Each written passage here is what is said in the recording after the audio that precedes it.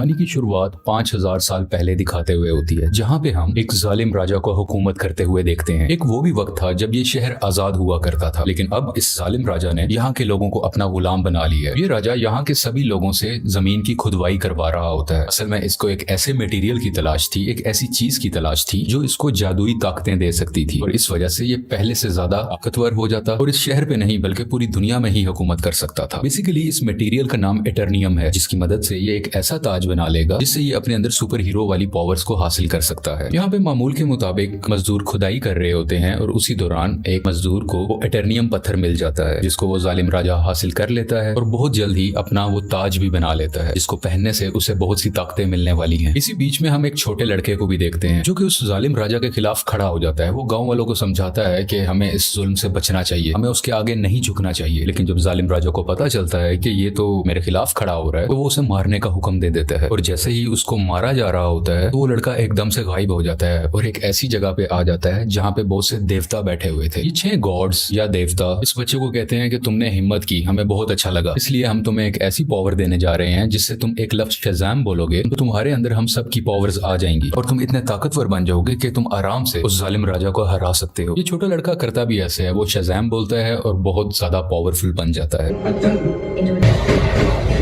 और फौरन ही वो उस राजा के महल में आ जाता है, जहाँ पे वो अपना शैतानी ताज पहन रहा होता है कि उसके पास बहुत सी पावर्स आ जाए। लेकिन जो छोटा लड़का जो शज़ाम बोलने के बाद अब बहुत पावरफुल बन चुका है, वो वहाँ आके तबाही मचा देता है और सबको मारने लगता है। ये इतने गुस्से में होता है कि जालिम राजा के साथ साथ वहाँ के पूरे शहर को ही तबाह कर डालता है। और यहीं से कहानी जाती है 5000 साल बाद और हम प्रेजेंट का टाइम देखते हैं। अभी के टाइम पे भी हमें वही शहर दिखाया जाता है जहाँ पर एक गैंग ने पूरे तरीके से इस शहर पे कब्जा किया होता है। ये लोगों पे जुल्म कर रहे हैं, लूट मार कर रहे हैं, पूरी तरह से इस शहर को कंट्रोल में कर रखा है। असल में इस गैंग का एक ही मकसद है कि उस ताज को तलाश करना, यानी कि ये उसी क्राउन, उसी ताज को तलाश कर रहे होते हैं जो आज से 5000 साल पहले उस जालिम राजा ने बनाया था। वो खुद तो मारा गया था, लेकिन उसका ताज अभी भी कहीं ना कहीं इसी शहर में ही दफन है। अब हम एक लड़की को देखते हैं जिसका नाम एड्रियाना है। वो भी इसी ताज को ही ढूंढ रही होती है। ये लड़की पुरानी चीजों को ढूंढने में काफी एक्सपर्ट है, क्योंकि ये आर्कियोलॉजिस्ट है, यानी ये वो लोग होते हैं जो जमीन की खुदाई करते हैं और हिस्ट्री की बहुत सी चीजों के बारे में काफी मालूमात भी रखते हैं। तो ये लड़की एड्रियाना एक केव में जाती है, एक गार में जाती है, जहाँ पे काफी कोशिशों के बाद इसको वो ताज मिल भी जाता है। अभी एड्रियाना और उसके साथी इसी बात को लेके खुश हो ही रहे होते हैं तो हमें पता चलता है कि इसी का एक साथी जिसका नाम इस्माइल है, वो उसी गैंग के साथ मिला हुआ है जिसने पूरे शहर पे कब्जा कर रखा है। तभी इस्माइल अपने साथ आए हुए एक साथी को मार देता है और अपने गैंग के दूसरे लोगों को भी उसी गार में बुला लेता है।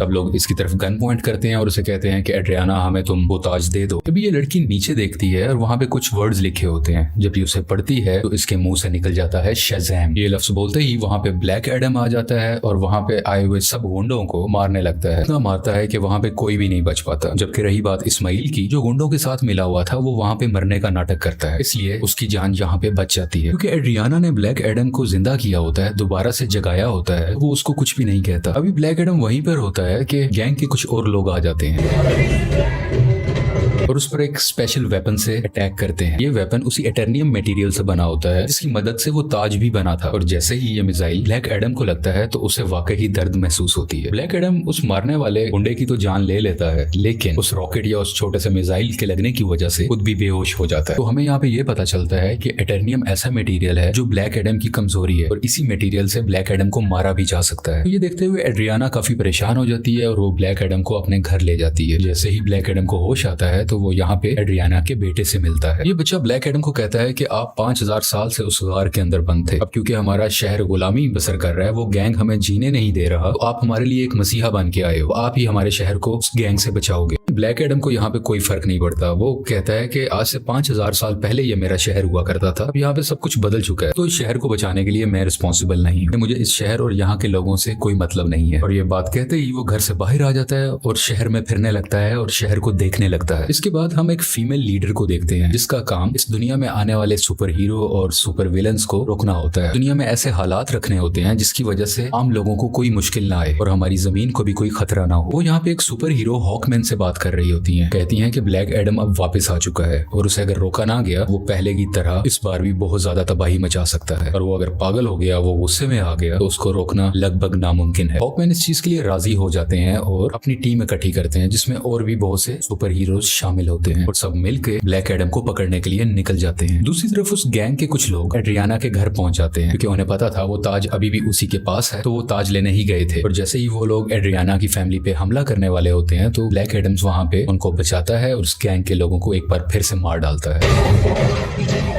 और बचे हुए कुछ लोगों से ये अभी फाइट कर ही रहा होता है, तभी उसी वक्त हॉकमैन की बनाई हुई टीम वहां पे आ जाती है और ये सब मिलके ब्लैक एडम से लड़ाई करने लगते हैं। लेकिन अभी भी ब्लैक एडम इन पर भारी था। वो गैंग के लोग और जस्टिस सोसाइटी की टीम दोनों मिलके भी इसका कुछ नहीं बिगाड़ पा रहे थे और आखिरकार ब्लैक एडम वहां से चला जाता है। ये जस्टिस सोसाइटी की टीम जो कि हॉकमैन की बनाई हुई टीम है, वो एड्रियाना के पास आते हैं और उससे मदद मांगते हैं कि तुम हमारी हेल्प करो उसको पकड़ने में। लेकिन एड्रियाना उन्हें कहती है कि तुम तब कहाँ थे जब हम पे ये जुल्म हो रहे थे, तुम लोगों को तो मैंने पहले कभी नहीं देखा। एक ब्लैक एडम ही है जिसने हमें बचाया, जब मैं मरने वाली थी तो उसी ने ही मुझे बचाया था। जस्टिस सोसाइटी के लोग कहते हैं जिसको तुम समझ रही हो कि वो तुम्हारी हिफाजत कर रहा है वो बहुत खतरनाक है। आज से 5000 साल पहले भी उसने हमारे इसी शहर को पूरे तरीके से तबाह कर दिया था। और बिल आखिर ये लोग एड्रियाना को राजी कर लेते हैं और इसीलिए एड्रियाना इन सबको ब्लैक एडम के पास ले जाती है ताकि सब लोग बैठ के आपस में बात कर सके, ताकि वो दोनों एक दूसरे की बातों को समझ सके और इनकी आपस की लड़ाई आपस में खत्म हो जाए। तभी दूसरी तरफ इस्माइल जो कि एड्रियाना का साथी था वो उसके घर में एंटर हो जाता है ताकि वो ताज वहां से ढूंढ सके और उसका इस्तेमाल अपने लिए कर सके। लेकिन जब उसे वो ताज नहीं मिलता तो वो गुस्से में एड्रियाना के बेटे को उठा के अपने साथ ही ले जाता है। यहाँ काफी चालाकी से इसका बेटा अपनी मदर यानी एड्रियाना को फोन कर देता है और सब कुछ बता देता है कि मुझे किडनैप कर लिया गया है, मुझे इस्माइल ने ही किडनैप किया है। ये सुन के ये काफी परेशान हो जाती है, इसलिए ये जस्टिस सोसाइटी और ब्लैक एडम से हेल्प मांगती है, मेरे बेटे को वापस लाने में मेरी मदद करो। और ये दोनों राजी भी हो जाते हैं और मिलकर उसके बेटे को ढूंढने लगते हैं। यहीं पर हॉकमैन उस गैंग के 2 आदमियों को पकड़ लेता है और मार के पूछने पे उसे पता चलता है कि इस्माइल कहाँ पे है।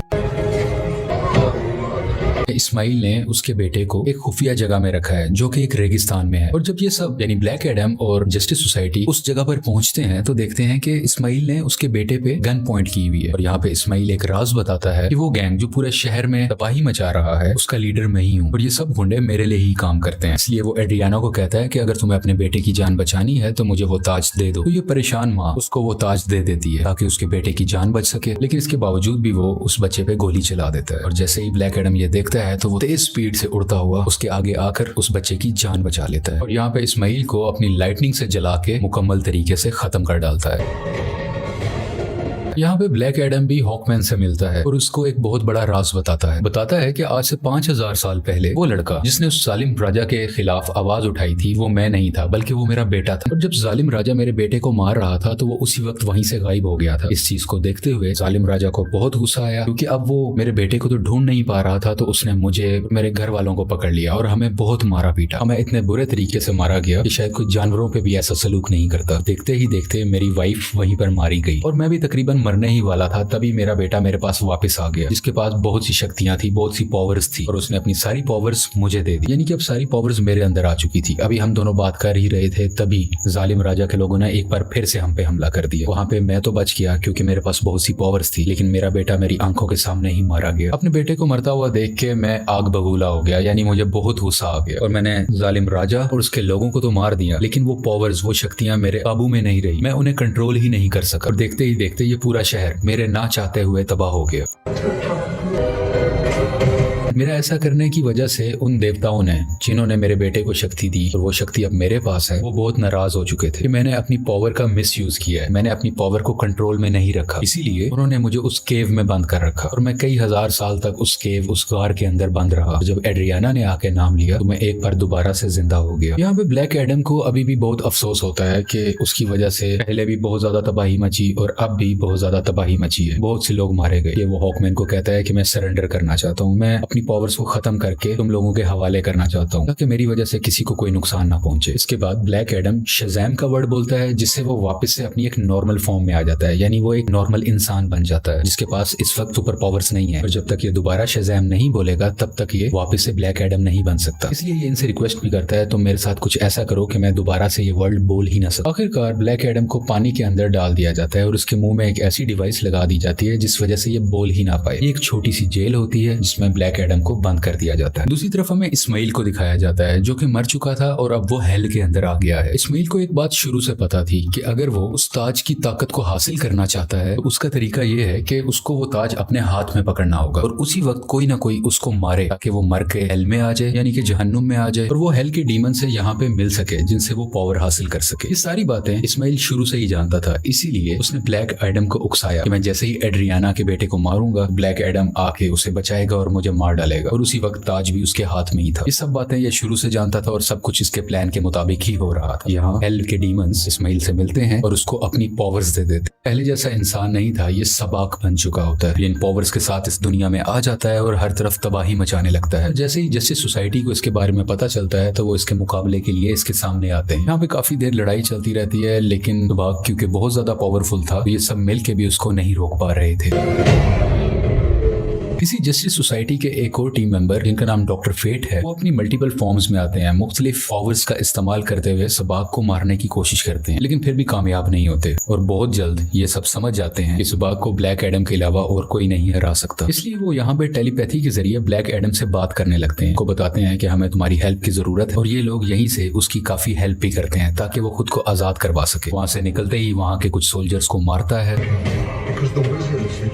पानी से बाहर आता है और बाहर आते ही सीधा शेज़ैम बोलता है, जिसकी वजह से उसको ब्लैक एडम्स की पावर मिल जाती है और बगैर वक्त जाया किए सबाक के पास जाने लगता है। दूसरी तरफ जस्टिस सोसाइटी के लोग अभी भी सबाक से लड़ रहे होते हैं और इसी दौरान उनका एक साथी डॉक्टर फेट वहीं पर अपनी जान से हाथ धो बैठते हैं, यानी कि मारे जाते हैं। हॉकमैन भी काफी ज्यादा सबाक से लड़ रहे होते हैं, लेकिन इनकी कोशिशें कुछ ज्यादा कामयाब नहीं होती। लेकिन अच्छा तो तब होता है कि उसी वक्त वहां पे ब्लैक एडम भी आ जाता है और अब ब्लैक एडम और सबाक की काफी लड़ाई होती है। ये फाइट काफी टक्कर की थी, लेकिन वक्त के साथ ऐसा लग रहा था कि सिर्फ ब्लैक एडम ही है जो सबाक को हरा सकता है। और कुछ ही देर के बाद ब्लैक एडम सबाक के सर को पकड़ के उसके दो हिस्से कर डालता है और उसको मुकम्मल तरीके से फाड़ कर आखिरकार सबाक की जान ले लेता है। इसी वजह से सबाक की मौत हो जाती है और सब कुछ सुकून में आ जाता है, सब कुछ ठीक होने लगता है। शहर के लोग ब्लैक एडम को अपना मसीहा मानने लगते हैं। वो सब इस बात को मान लेते हैं कि ब्लैक एडम ने हमें और हमारे शहर को बचाया है। इसके बाद हम उसी लेडी को देखते हैं जिसने जस्टिस सोसाइटी की टीम को बनाया होता है ताकि वो ब्लैक एडम को रोक सके। वो यहाँ पे ब्लैक एडम को कहती है कि ठीक है, तुम्हें जो करना है वो करो, लेकिन तुम अपने इस शहर से ना निकलना। तुम इस शहर के लोगों के मसीहा बनो, उनका ख्याल रखो, गार्डियन बनो, मुझे उसे परवाह नहीं है, लेकिन अपने इस शहर से तुमने नहीं निकलना, क्योंकि अगर तुम इस शहर से बाहर आए तो तुम्हारे लिए अच्छा नहीं होगा। यहाँ पे ब्लैक एडम बैठा उसको देखता है और कहता है कि मुझ पे कोई हुक्म नहीं चला सकता और उसका जब भी कुछ भी करने को दिल करेगा वो अपनी ही मर्जी करेगा। लेकिन तभी वो लेडी बोलती है, हाँ शायद तुम ठीक कह रहे हो, तुम्हें इस दुनिया में रहने वाला तो शायद कोई नहीं रोक सकता, लेकिन मैं किसी ऐसे को जानती हूँ जो हमारी दुनिया से नहीं है। और ब्लैक एडम को गुस्सा आता है और वो स्क्रीन को ही तोड़ देता है जिससे वो लेडी बात कर रही थी। स्क्रीन के टूटने से हर तरफ धुआं ही धुआं होने लगता है और तभी उस धुएं से बाहर आता है सुपरमैन और वो ब्लैक एडम को कहता है कि हमें शायद बैठ के बात करनी चाहिए। और यहाँ पे सुपरमैन के ये कहते ही इस मूवी की कहानी यहीं पे खत्म हो जाती है।